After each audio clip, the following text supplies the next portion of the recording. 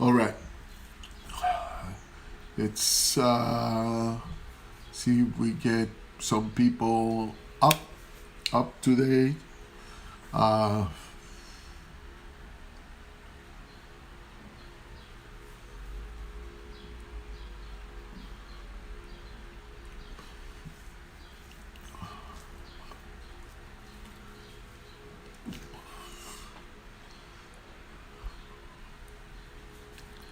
see if we can get any viewers. If not, you'll have to, uh, see it after.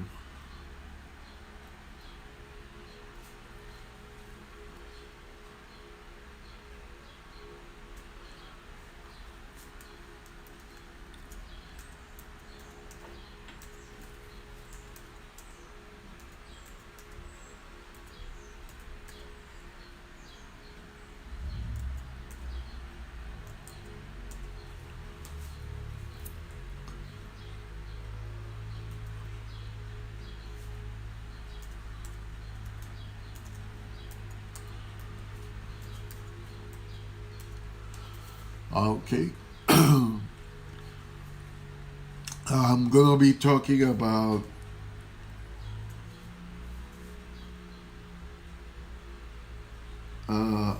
Lakers facing the Rockets.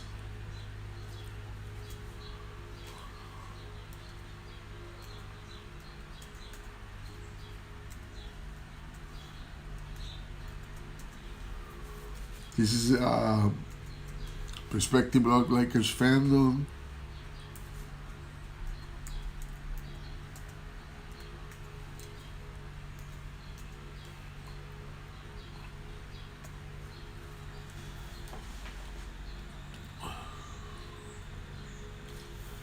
So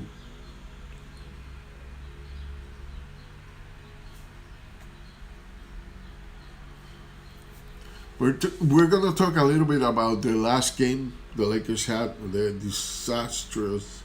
I don't know if I just said that right.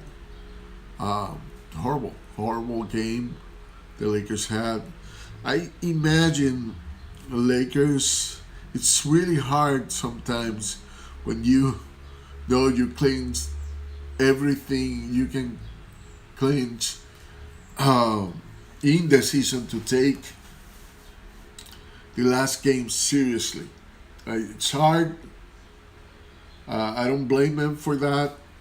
I don't think that they are less of a championship team. But the problem when you kind of let go of the pedal in basketball is that everything in basketball have to do with repetition, with discipline. You learn to shoot by shooting from the same angle over and over and over again. You practice the moves over and over again. So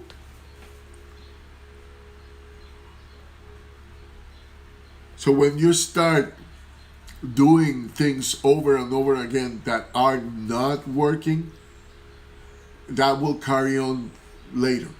So you have to break those things, okay, and start finding a way to shoot well, to do things well, to repeat good.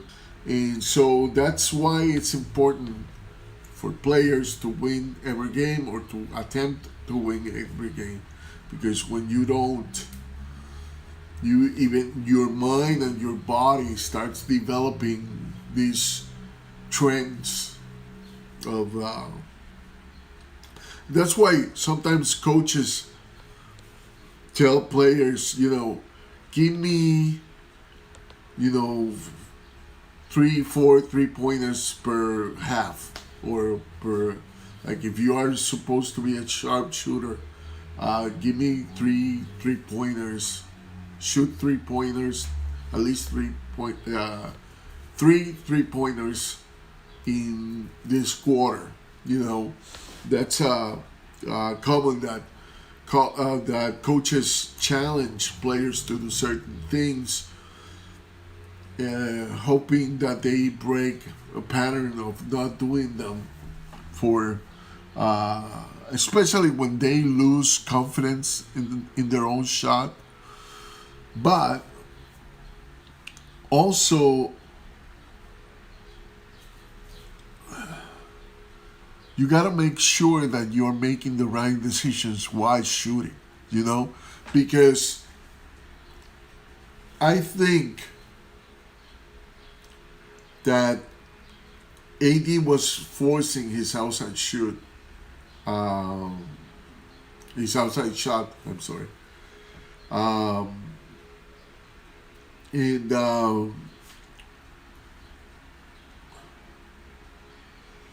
LeBron, he he opened his offense by penetrating, by forcing his way into the paint. And so, you know, as old as you get, you start feeling those things. So he start. I don't know how much. He's got a great discipline. So I don't know what can he do better. Um, but he needs to start uh,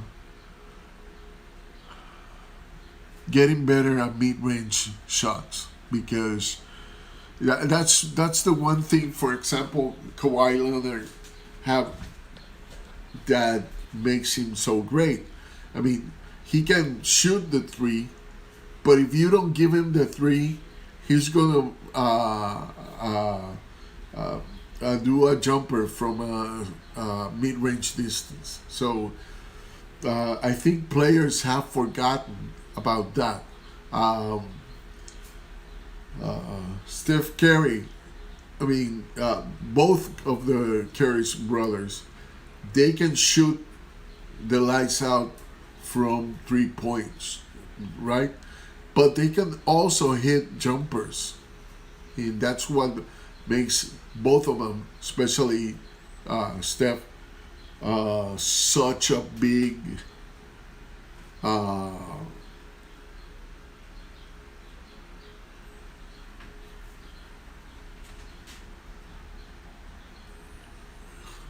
so player. Um, so that's one thing that should be kind of a concern um, for the Lakers to not develop complacency. Um, you know, let's ease on the defense. Let's ease on trying to do the right plays and all that kind of stuff, because it might hurt them in the playoffs, and that's something that I, as a fan, don't want to see. I don't want the Lakers go so far to be knocked out in the playoffs. You know, I want them to go to the finals. I want them to get a championship, obviously, as a fan. But I think this team should be a championship team. And so our sharpshooters have been struggling a lot. And every time we bring somebody who is a sharpshooter, for some reason their average goes down. So I don't know if it's a play thing, if it's a pressure thing of being a Laker. Um, I want them to figure out, because if not, it's going to be a very difficult time for fans, players, and everybody. Uh,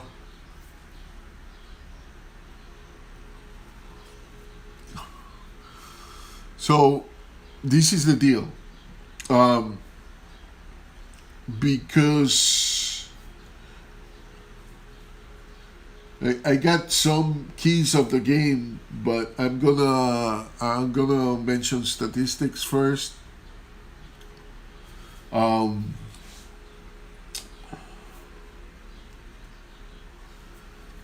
Houston is the second best scoring the NBA. I mean, their average is bigger than ours by 5 points, give and take. Um, we are number 8. We were in the top 5. Now we aren't. Uh, we're number 1 in field goals. They are number 22nd, which I don't understand how they can be second on points and 22nd on percentage. The average, their field goal average is 45.3, while ours is Lakers are 48.2. Lakers are number 1, and the Lakers have been number 1 on that since I don't know, since I can remember, maybe at least halfway of the season before it was disrupted by the disease.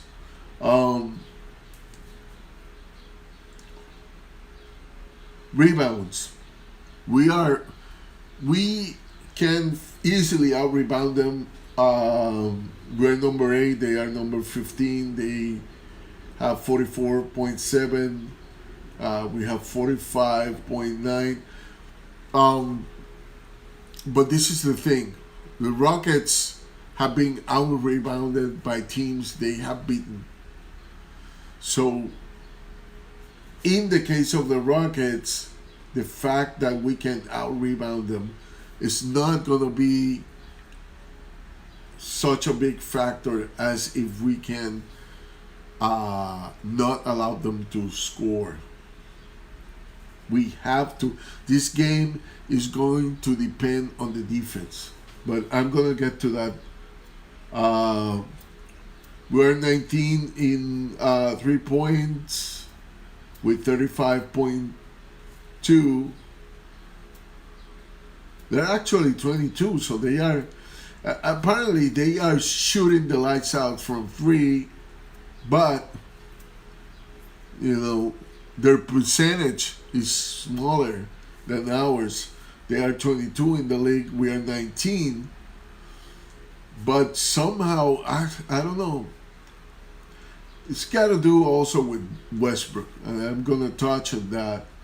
I'm gonna try to kind of explain why this is like that. And okay,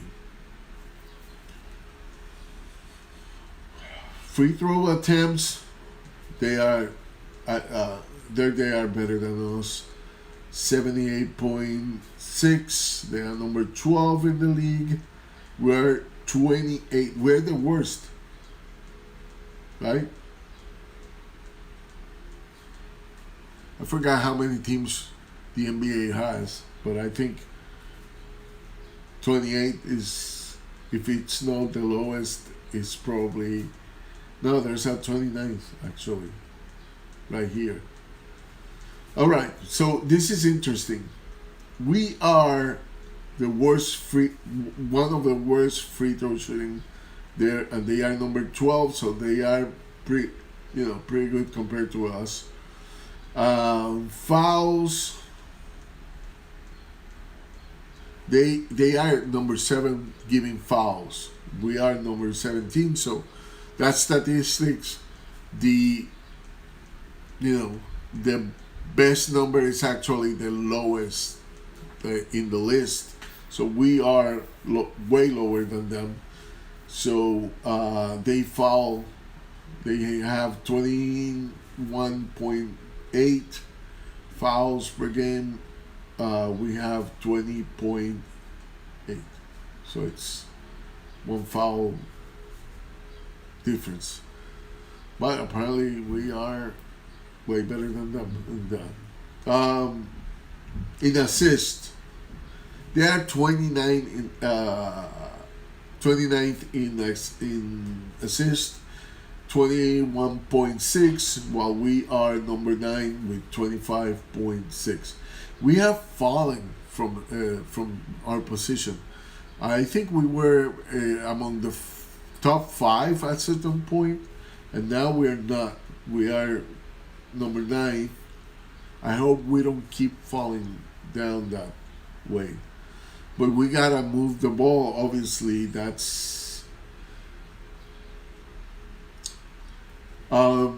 steals per game.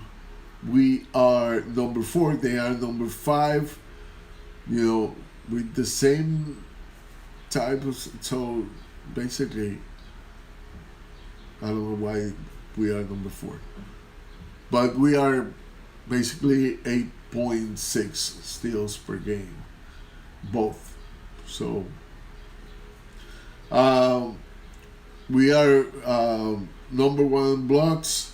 They are 11th, and that is actually 6.8 blocks for us and 5.1 for them. That is remarkable from the Rockets, being a small team. And I don't know if before they make the change, they had a lot of blocks, but the fact that they are 11th in the league that about, I don't know, 30, whatever the number, I know it's more than 29.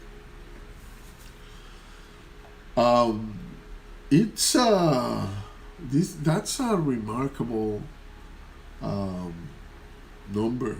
Even though we're first, they are 11th in blocks per game.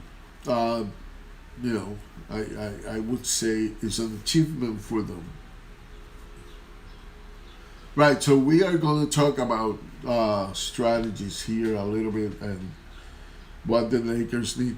I can't get into strategies of how they are going to do the things because I'm not in the mind of Frank Vogel, but I kind of, you know, a little bit, knowing a little bit of coaching.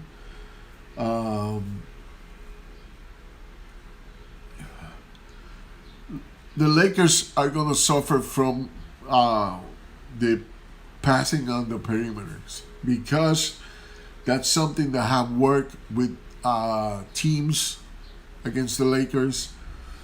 Defending the passer is going to be important for the Lakers to win this game.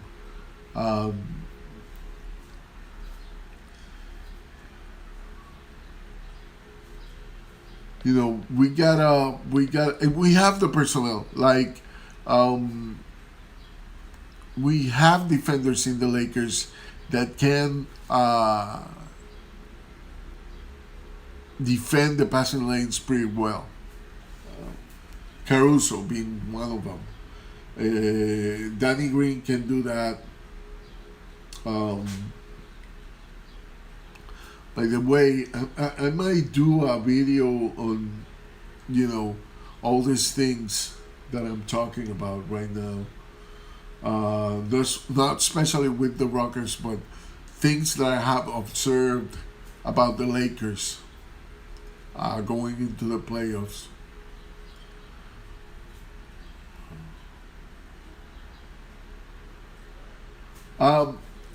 We gotta decide what we're gonna do.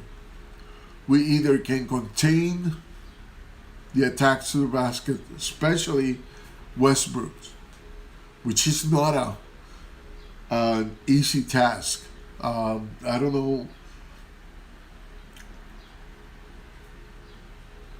We gotta set traps for him. The Lakers have to set traps for Westbrook, or completely contain the perimeter attack. So those are the way you can contain that. You could double, but the Lakers are a team that their defense not usually requires doubling. But look, we got two MVPs we are fighting against, and we can slow them down. We cannot contain them completely, but we should try, right? But also, we don't want anybody else in that team to score, you know, because that will definitely hurt the Lakers on winning this game. I'm looking at my notes. Yeah, one thing, we gotta early establish a good pick and roll game with AD and LeBron. If AD and LeBron are not scoring, the defense is gonna collapse on them. I'm sorry, the defense is not gonna collapse on them, and then it's gonna be easy to defend against the Lakers. So AD and LeBron have to create a rupture in the defense that will free the 3-point shooters.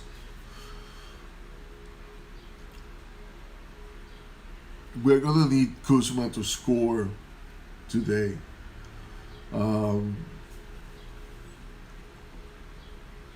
Let's see what I got here.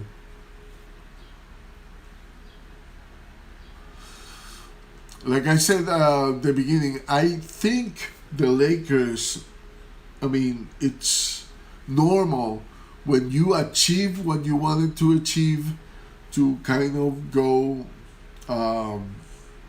you know, a little bit without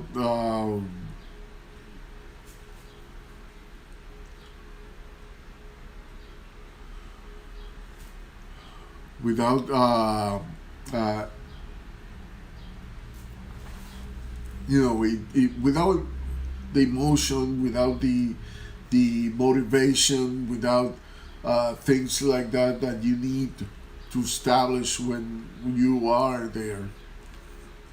And so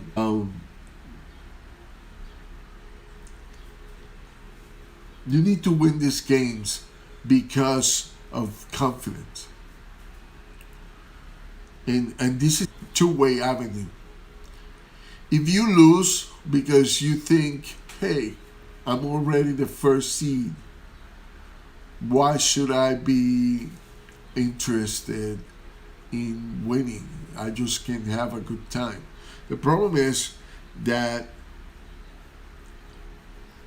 you're going to establish a pattern that may lead you eventually to not have confidence in winning, because you let that team beat you so bad.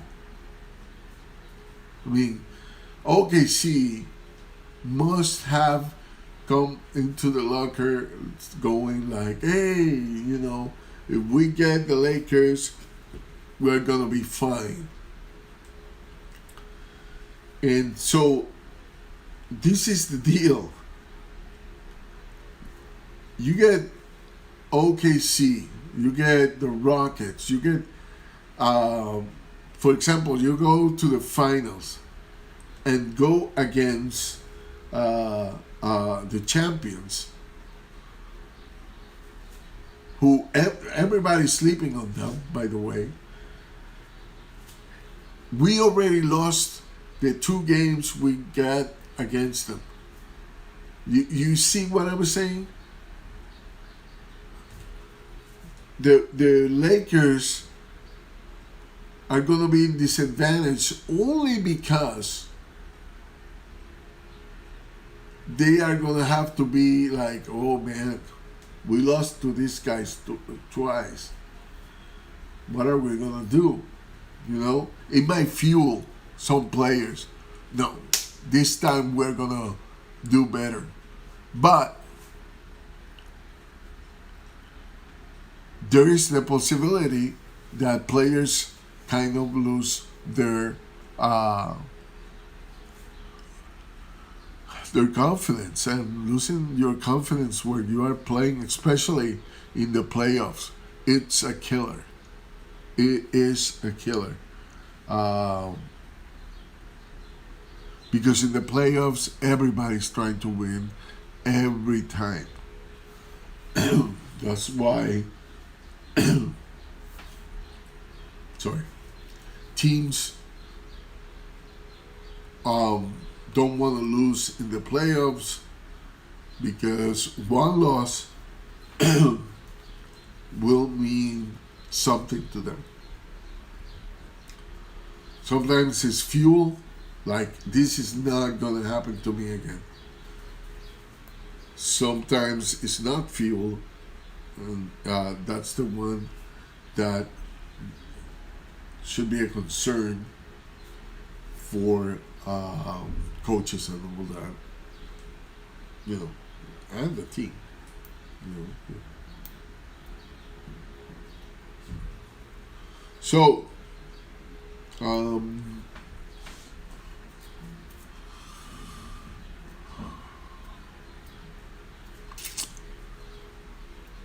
what else? What else? I know Danny Green is being on the scope lately because he's not making his threes, and he's not looking like a defensive stopper or something like that.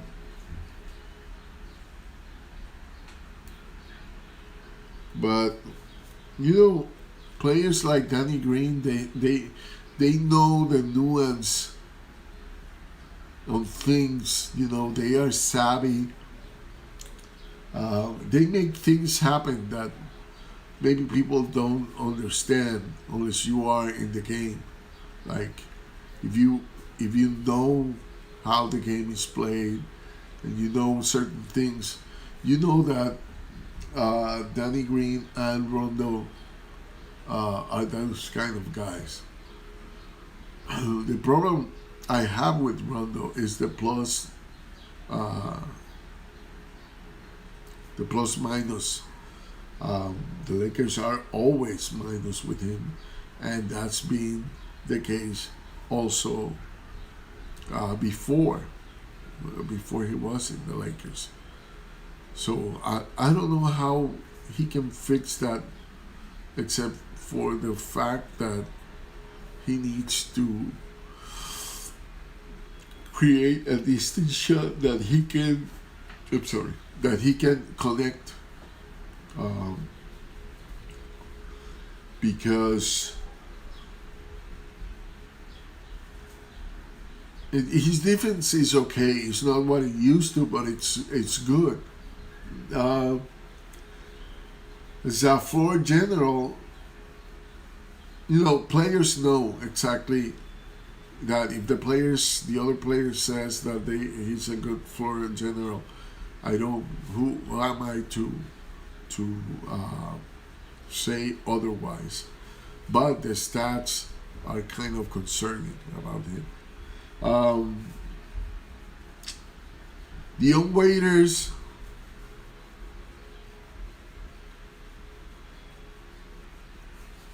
he's good. He just have to get. It's the same problem with J.R. Smith. They have been inactive for some time, especially JR. But in the scrimmages among themselves, they have always looked good, you know. So the problem is not that they are bad. The problem is that they are. They have been with us with the Lakers for just a brief time. So I'm pretty confident that in the playoffs you're gonna start seeing better stuff from them. Um, so I hope we have like a really, really easy game. So to see Taylor Horton Tucker acting in the with the main team and scoring some baskets. He hasn't been very lucky lately. He's got to develop some things, but his jump shot is good. Look, I know people are comparing to other guys, but to me, he's got a little bit of what I see in Kawhi Leonard. Is he gonna develop as that type of player? I don't know.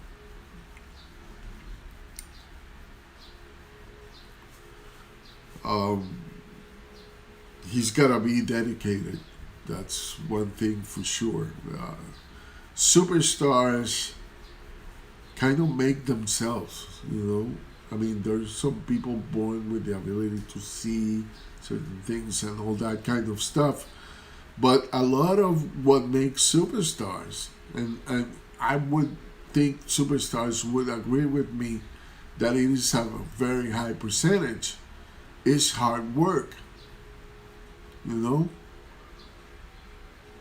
Like, I was a good three-point shooter, but I didn't start a good three-point shooter.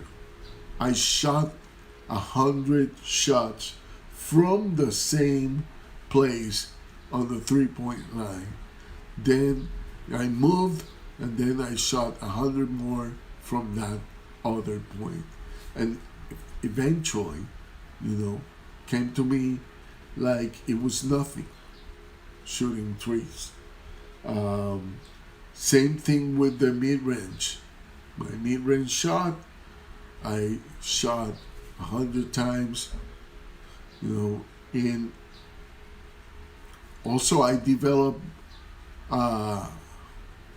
different ways to score from the different sides of the court, and even from my two hands. Like I had this hand, my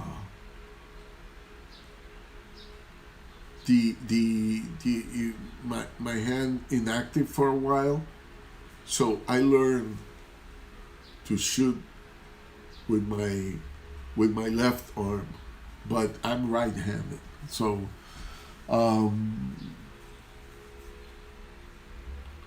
so I would like to see Taylor Horton Tucker shoot. How long I have been here? Half hour, 34 minutes. Well, I'm gonna leave it here. I hope you enjoy the game. I'm gonna prepare my snacks and what, you know. And so we'll leave it here, and I hope you enjoy the game. Go Lakers. Bye-bye.